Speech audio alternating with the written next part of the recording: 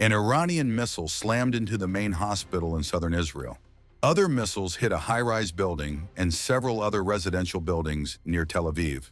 At least 40 people were wounded in the attacks, according to Israel's Magen David Adom rescue service. Black smoke rose from the Soroka Medical Center in the southern city of Beersheba as emergency teams evacuated patients. Israel, meanwhile, carried out strikes on Iran's Arak heavy water reactor in its latest attack on the country's sprawling nuclear program. The Israeli military said it targeted the Khandab nuclear site near Iran's central city of Arak overnight, including a partially built heavy water research reactor. Heavy water reactors produce plutonium, which, like enriched uranium, can be used to make the core of an atom bomb. A Washington-based Iranian human rights group said at least 639 people, including 263 civilians, have been killed in Iran and more than 1,300 wounded. In retaliation, Iran has fired some 400 missiles and hundreds of drones, killing at least 24 people in Israel and wounding hundreds. U.S. President Donald Trump has said he wants something much bigger than a ceasefire and has not ruled out the U.S. joining in Israel's campaign. What do you say to the Supreme Leader of Iran said that they will not? Say good luck. What is the end game? Say it. It's already run out. That's why we're doing what we're doing. Yeah, they had 60 days and a big, 60 days, plenty of time. And they made a mistake. Honestly, they made a mistake. Their country's in ruins. So many people are dead that shouldn't be dead. It's a very sad thing. Have you been answered questions about whether you are moving closer or you believe the U.S. is moving closer to striking Iranian nuclear facilities? Where's your mindset on that? I can't say that, right? You don't seriously think I'm going to answer that question? Will you strike the Iranian nuclear component?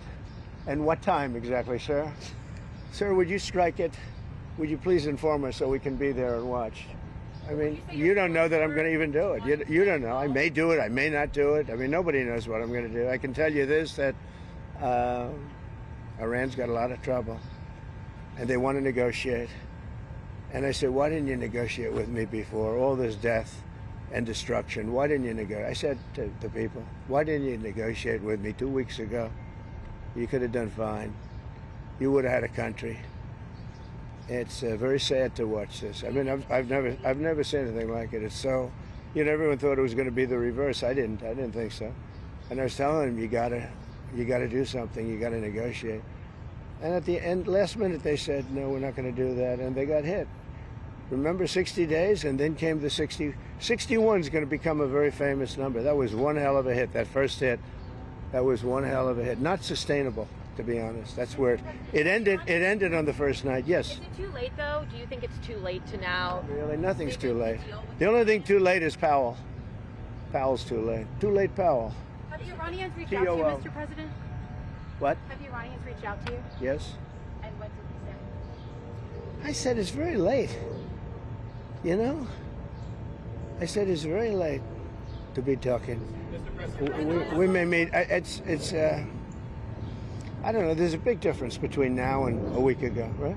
Big difference. You said we may meet. Is this about Vance and with Trump possibly going to talk? Look, it's about anybody. They even suggested they come to the White House.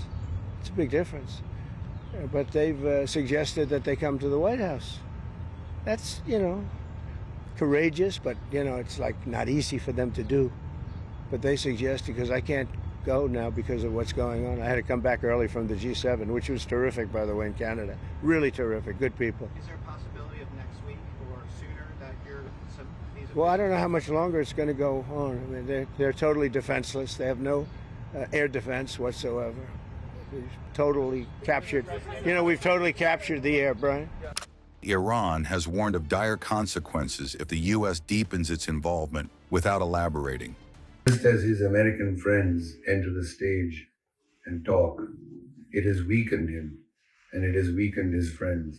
The last thing is that finally the President of the United States has threatened us. He threatens us with his words and actions, and he also wants to give us a statement that is both brief and completely unacceptable, refusing to provide any further explanation or details. When a person witnesses these things, he is really surprised. First, he threatens someone who's afraid of threats. The Iranian people have shown that they are not afraid of threats.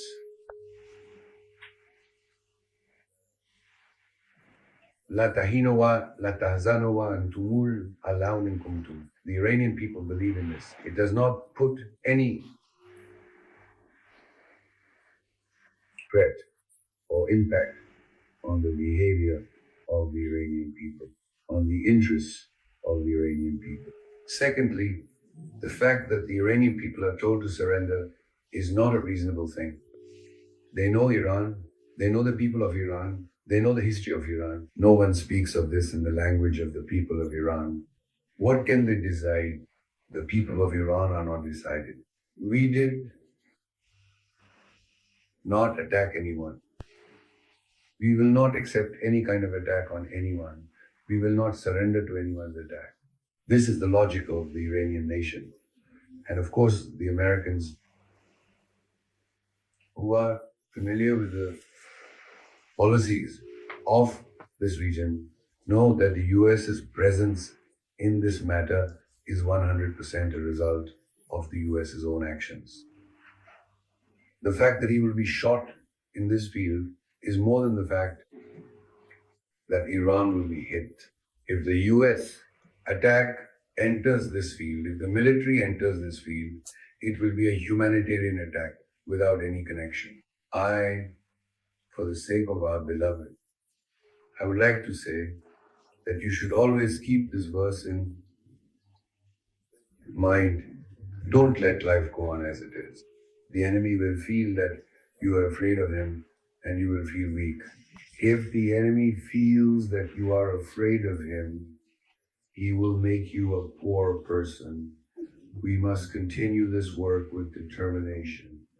Those who are engaged in service, those who are working with the people, those who are engaged in the matter of transformation and development, must continue their work with determination and trust in God Almighty.